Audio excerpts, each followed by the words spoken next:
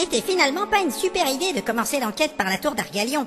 Les oracles ont annoncé la prophétie un peu partout en terre de Fang, et quand nous sommes arrivés sur place, il y avait déjà plusieurs compagnies d'aventuriers qui y attendaient pour entrer dans le donjon. La CDD leur avait même attribué des numéros. Devant la tour se trouvait aussi le vieux Tulgar qui nous a dit que ça ne servait à rien de rester là. Je dois dire que ça nous a bien fait râler parce que c'était lui qui nous avait dit de venir.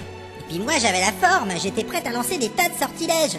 Enfin, comme Gontran Théogal était parti, Tulgar nous a conseillé de prendre une mission d'escorte pour continuer l'enquête dans la grande cité de Glarg. Et c'est pour ça qu'on doit revenir à Tourneport. Bon bah voilà, on marche encore dans la forêt. Ah, pas la peine d'en rajouter. Oui, c'est vraiment pas la peine. Je te fais remarquer que toi tu n'as pas été couvert d'insultes par un groupe de nains. Bah évidemment que non, c'est des nains. Pourquoi ils voudraient m'insulter? Ah bah si tu veux, je peux trouver plein de raisons. Moi aussi. Non, ça ira bien, on a déjà perdu assez de temps et j'en ai vraiment marre de toujours supporter vos disputes stériles. Ah. N'empêche, je suis pas une connasse qui sent le derrière de poney. Mais non. Pourquoi on n'a pas combattu à la tour? Mais t'as vraiment rien écouté? Non, le vieux parlait trop vite. Il est chiant. C'est à cause du niveau de la tour. En plus, il y avait déjà plein d'aventuriers à l'intérieur. La tour d'Argalion est devenue un donjon de niveau 12. On n'avait rien à faire là-bas. Et je te rappelle qu'un groupe de niveau supérieur à 8 s'est fait démolir il y a même pas une heure. Les nulos.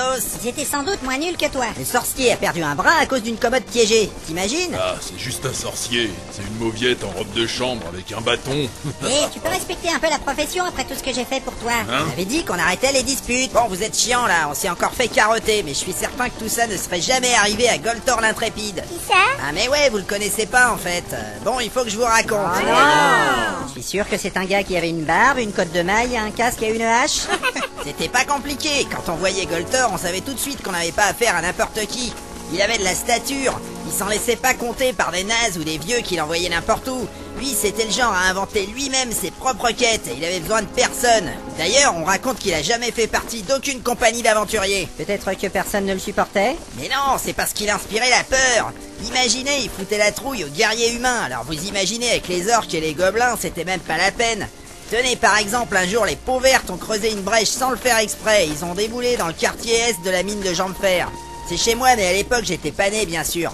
Eh bien, ils ont voulu mettre à sec la taverne. Mais Goltor se trouvait là par hasard. Par hasard. Un nain qui serait par hasard à la taverne, donc. Tout à fait. Il en aurait tué plus de 50 en une après-midi avec pour seule arme une chope à bière. C'est le genre de gars que personne pouvait prendre au dépourvu. Il avait toujours un temps d'avance sur tout le monde. C'est quand même lui l'inventeur du bouclier triangulaire. Ah, j'aurais aimé partir à l'aventure avec lui, ça aurait été quelque chose. Pas la catégorie qui se promène à pied dans la forêt ou dans les lichens.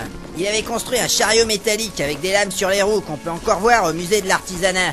C'était tiré par des sangliers de combat et avec ça, il pouvait traverser des troupes entières d'ennemis sans s'esquinter un seul doigt de pied. Enfin bref, vous imaginez bien que ce type-là, c'est pas pour rien qu'il a une statue dans 3 cités naines. Oui, on imagine. On suppose également que l'histoire n'est pas finie. C'est bien vrai. Je vous ai pas raconté comment il a réussi à relever le grand défi du culot. Ça ne m'intéresse pas. Eh ben, je m'en fiche, ça intéresse les autres. En fait...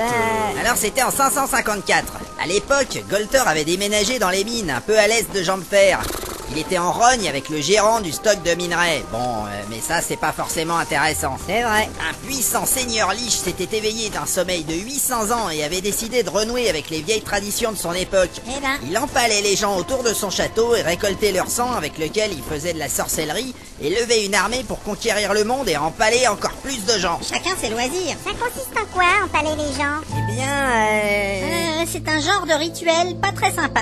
Ouais, on peut dire ça. Enfin, moi, je suis pas vraiment sûr de savoir parce que j'ai appris cette histoire par mon père et je n'ai pas tout compris. Toujours est-il que ce genre de coutume ne plaisait pas à notre héros. J'ai nommé Goltor l'Intrépide. C'était le modèle de guerrier qui sauve les autres et qui devient riche quand même. Ah oui, ça c'est pratique. Il fallait trouver une idée pour relever le défi du culot, qui était un des 8 grands défis de la tradition à l'époque.